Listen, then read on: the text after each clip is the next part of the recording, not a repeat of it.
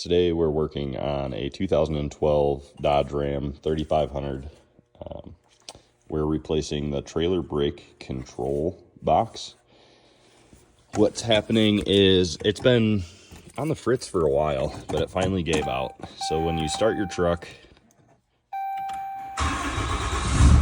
it's been showing up with like trailer disconnected, and sometimes you'll get a trailer brake fault.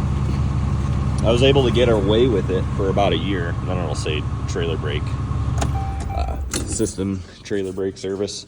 So I was able to clear the fault just by pinching this a bunch of times and getting away with it, but now it's finally crapped out on me. So you just pop this off. They're just clips in here. There's a couple 7mm screws down here. Take those out. Well, they're not 7mm screws, but it takes a 7mm socket to get those out. Okay, and then wiggle that out of there. Pretty simple. Then we got it's a Torx 20 bit.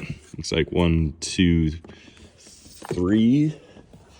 Switch that out quick. What do you got?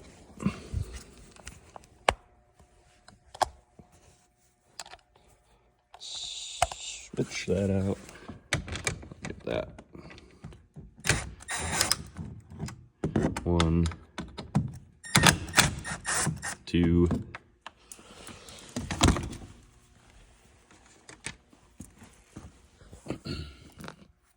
There's those. And then get this guy out of there. Okay. So now that those are out of there, this should just wiggle out of there.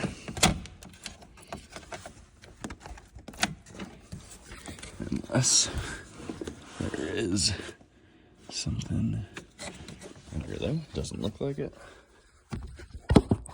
Put that down for you.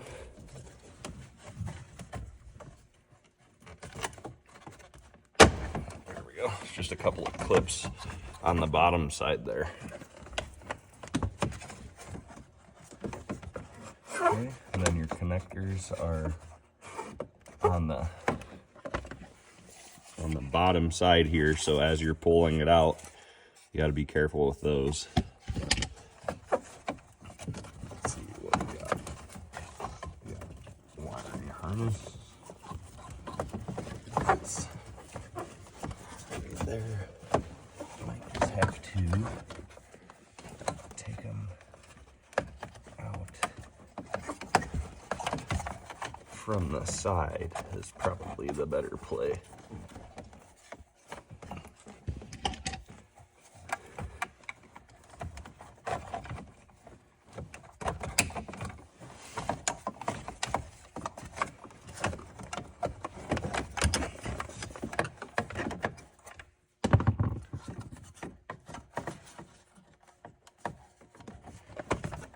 Definitely don't want to damage any of these things. All right, so there's the old one. And then once you get it out, there's another screw here. You just use a Phillips to get that out, 2 Phillips, just to get this bezel off of there.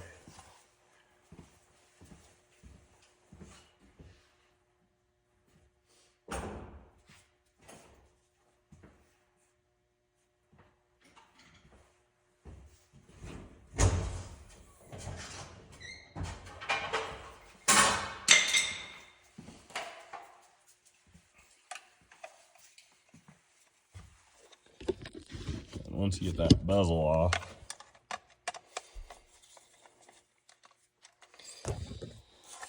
pretty simple job. I was kind of expecting it to take a little bit longer than what it's taking.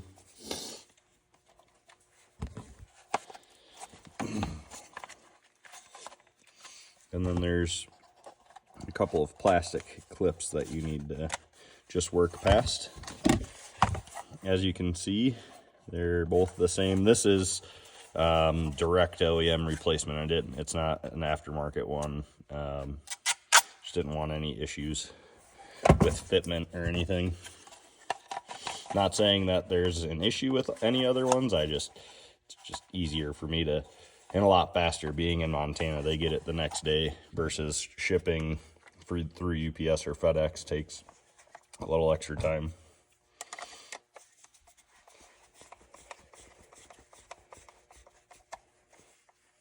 I think it was around $450 for this trailer control box. So pretty pricey, but spend a lot of time hauling trailers. You gotta have it.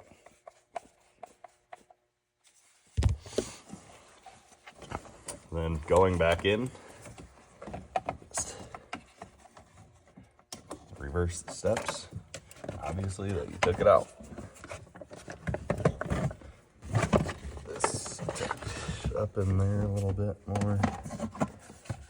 Use that $450 paper plate.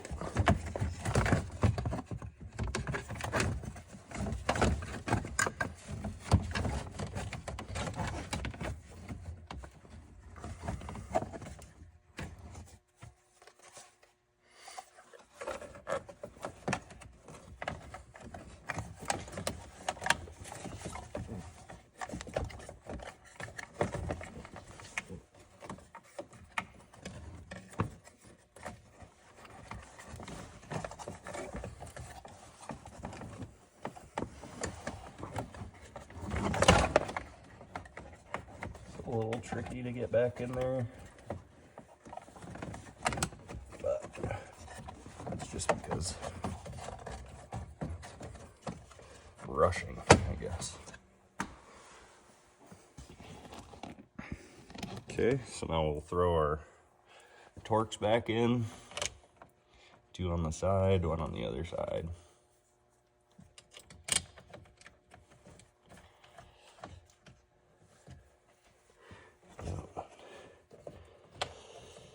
This guy.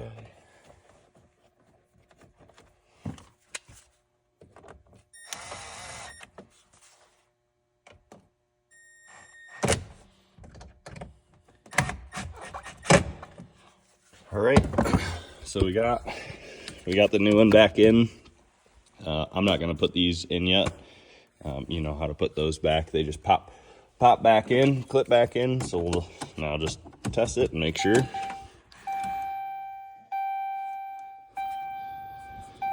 No faults. You can see the door. So now that's gone.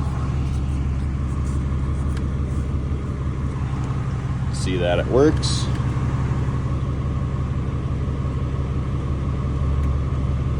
All right. Well, I appreciate you guys watching. There it is.